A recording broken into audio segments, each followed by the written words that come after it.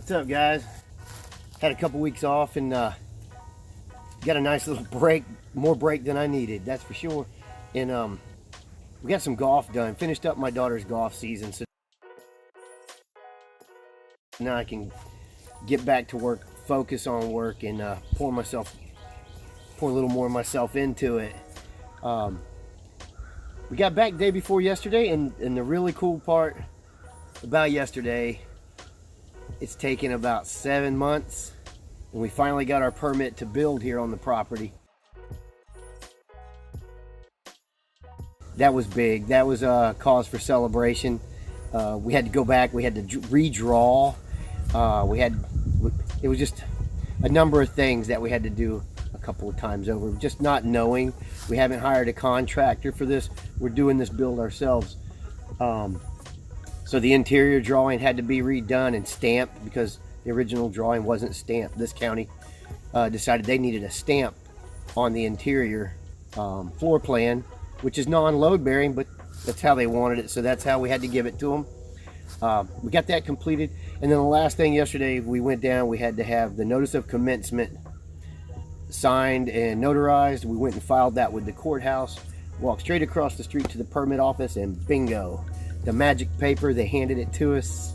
We came home and it was a very happy moment to be able to put that in our box on the pole out here on the property, and now we're legal beagle, we're ready to go. So I went from behind, waiting on permits and waiting on this, that, and the other, to now I feel like I'm behind just that fast. Now it's time to get the dirt leveled out, get the rough end plumbing done, get the concrete guy in here, and the building people, we've been in touch with them a number of times over the last couple weeks. They're ready to go. Things seem to be slowing down a little bit for them, so they have crews at the ready to go when we're ready. So all of a sudden I need to hustle on that, but at the same time I've had some weeks off here trying to get my daughter's golf season finished up. So I have to go to work and I have to hustle, so it's going to be a juggling match between work to make the money to pay for it and the time to actually build it. It's a lot to consider when building, if you ever decide to do it yourself. What's your time worth and all that, and we've weighed it up. It's going to work out for us, but it's not for everybody. I'll manage. It just can get overwhelming from one day to the next. That was really cool though. We're permitted, we're ready to go. Golf season's finished. It's time to get serious with some trucking. The thing on my mind lately, while I was off, my daughter's golfing, so I get a lot of downtime while she's doing her thing, getting ready to go out for her rounds. And I've been watching. I watch a lot of YouTube, and I stay on Facebook on the trucking sites and the big pages. And it's only been a month ago that I parked my flatbed, got off the spot market, grabbed my reefer, and went back to doing my normal thing. It's that time of year for me. And I'm not that, and it was tough then. The market was getting really hard to deal with, and the rates were plummeting, and the fuel, nothing happening. They're not budging on the fuel. I don't know. That seems to be what's hurting, because rates, historically rates are, man, you see $3 a mile here, $4 a mile there, even $2.50 at times. That's still not bad if fuel's not at 5 and 6. Hell, I can remember way back in my career, if you got a $2 a mile load, you were getting rich off that. But we were buying fuel for $1.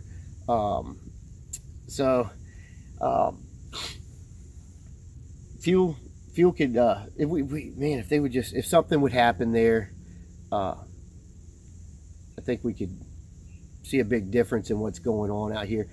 But what I have seen, though, it does appear that some of the rates have gotten down to, like that I haven't seen in 10 or 15 years.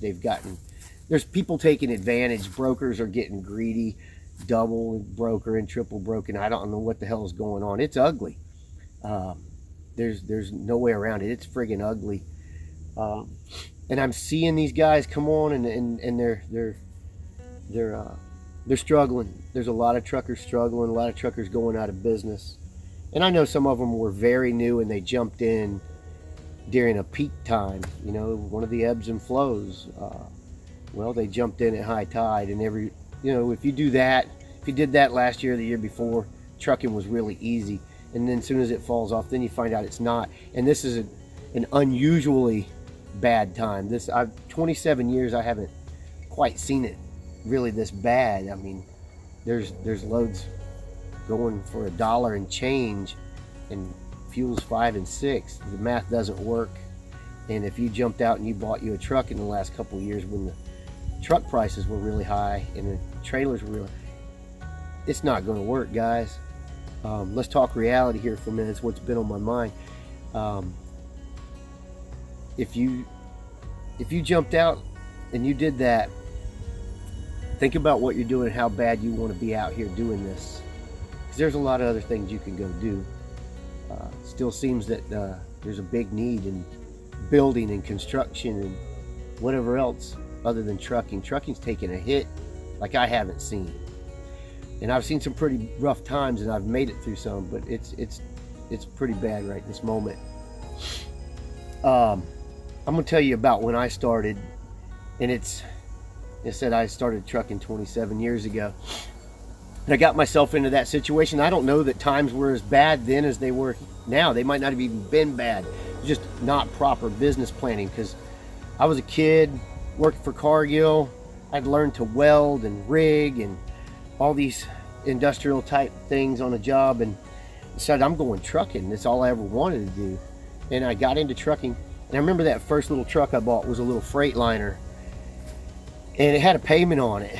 And back then, God, nowadays it wouldn't seem like much. Back then it had a $1,500 payment, and I bought my reefer, and I don't know, it might have had a $600 payment, and there's no way I'll remember what the insurance was. But it didn't take long, man. Right away, things started going wrong, and I had no backup money. I had used everything I had to get going. In fact, I sold a little pickup. I didn't have a vehicle. At that time, all I had in my life was the truck, and it was tough. Times got hard, and I had to make that decision. How bad do I want this?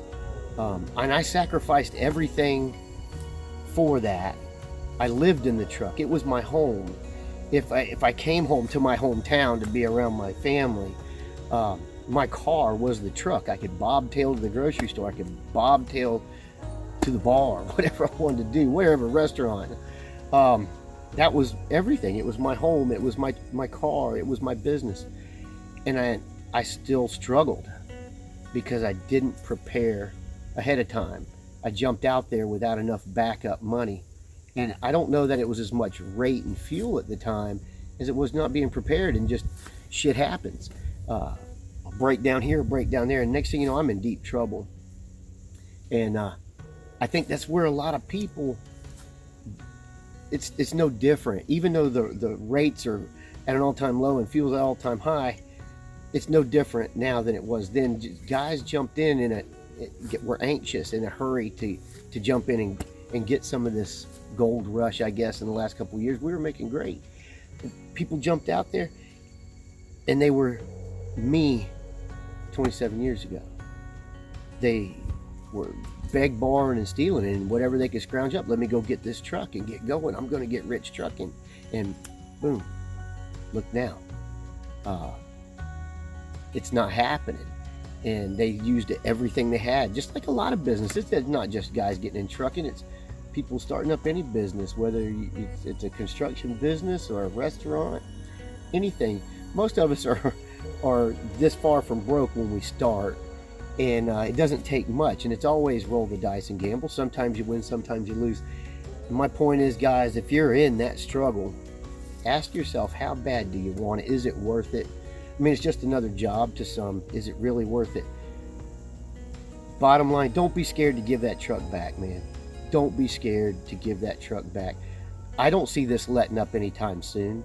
And if you're in that big struggle, and it can be unhealthy, man. The stress, the worry. Is it really worth it? Don't let it beat you down. Give that damn truck back. Get the hell away from it. There's other stuff to go do. Drive for someone. and don't feel bad about it. Hell, we have all been through it. People look at me at where I'm at in my career with trucking right now, and I kind of come and go as I please, and all my stuff's paid for, and it looks one way, but I have to work my money at times. There's things, you know, if I had to do that shit over again, I gave a truck back and started over again, and it's working out now. Don't feel bad. We've all been there. Give it back. Get rid of the headache. Get rid of the bellyache and the stress and the sleepless nights. I've been there. And don't feel bad about it for 1 minute. It's just a business. Get the hell away from it. Go do something else. Drive for somebody or go do another job. And when things are right, start over again. When things are good, people will give you the truck. Don't worry about your credit. Your health and your life is more important. People say, "Oh, YOLO, you only live once." Bullshit. You live every day. You only die once. You got to live every day. Go live it. Don't stress over one of these things and this crazy ass industry. Give the stuff back if you're struggling. This industry's not turning around right away. Do not feel bad about it, guys. Give the stuff back and come back at a later date. You'll be stronger. You'll have more knowledge. And knowledge is everything. You'll know to have some backup money. Don't sell your pickup and borrow money from your mom and dad and your cousins and your buddy down the street or whatever it takes to get that truck. Find something else to do. Build up your savings when the time is right. Get a better deal on a truck. Have a little backup money. Have a couple months expenses, laying around. You get a do-over. This is not life or death. Don't struggle through this crap and think, "Oh, I can't give up." Yes, you can. It's not being a quitter. It's being smart. And don't knock yourself. If I had to struggle through that again, even with paid for stuff, if it got too bad and I couldn't make money at it, I'll sell this, or I'll park it, turn off the insurance, and I'll go do something else. I'll go bale hay and bush hog and clear land or something. I'll go weld. I know how to weld. I will go do that. I'm not too proud to do that. Bottom line, don't let this crazy time in trucking eat you alive. Don't let it cost you relationships. Don't let it cost you headaches, sleepless nights, freaking ulcers, or whatever it may cause from the stress. Get away from it. Don't feel bad. It'll turn around. It always does. And it'll always be here for you. Come back at a later date. And that's what I'm seeing. The guys are worried about rates, and the government needs to step in and do something about brokers, and this one needs to step. Nobody's coming. They never have, and they're not going to. It's the free market, and that's what gives us the opportunity to get rich if the timing's right. It also gives us the opportunity to fail. Everybody can't win, and not everybody's going to lose.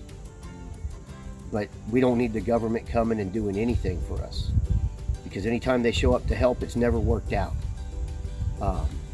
And they're not going to anyway, guys. That's just how it is. That's the reality of the situation. And this is a really bad downturn. For whatever reason, whatever's causing it, don't even try to figure it out. It's not worth your time and energy and your stress levels. Just say to hell with it if that's where you're at. Don't suffer. Don't let this trucking and this downturn beat you up, guys. Give it back if that's what it takes. The world will not come to an end. You'll find another job. You'll find another way to make a living. Hustler's always going to hustle and always going to make it. Find something else to do and let them have it. And when the big flushing is done and they find themselves in a shortage for trucks, the demand will come back, the rates will come back, and you'll be able to come back and make it if that's what you choose to do. But that was my thought for today. I'm gonna let you guys go. I gotta go clean the inside of the truck, pack my bags, and be ready to go, and get back out there after it. And see me around, give me a holler. We'll catch you later. Truck it up.